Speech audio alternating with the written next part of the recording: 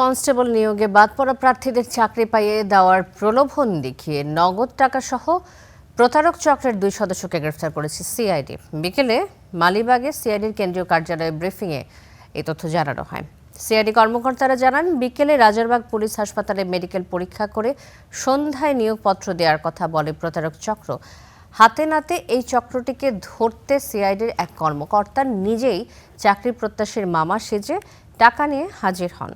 সেখান থেকে 5 লাখ টাকা সহ 2 জনকে হাতে নাতে গ্রেফতার করে সিআইডি।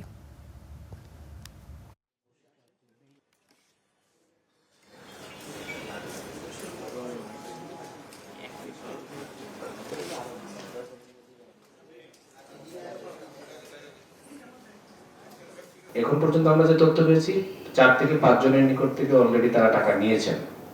আর এই অপারেশনটা তাদের যে অপারেশন আর কি, এটা করার সময় আমরা হাতে নাতে তাকে ধরে ফেলেছি। পুলিশ হাসপাতালের করিডোরটা অথবা প্রেমিসেসটাকে তারা ব্যবহার করেছে, কিন্তু তার মানে এই না যে পুলিশ হাসপাতালে এরা এই ধরনের কাজগুলো করেছে অতীতে, তা না।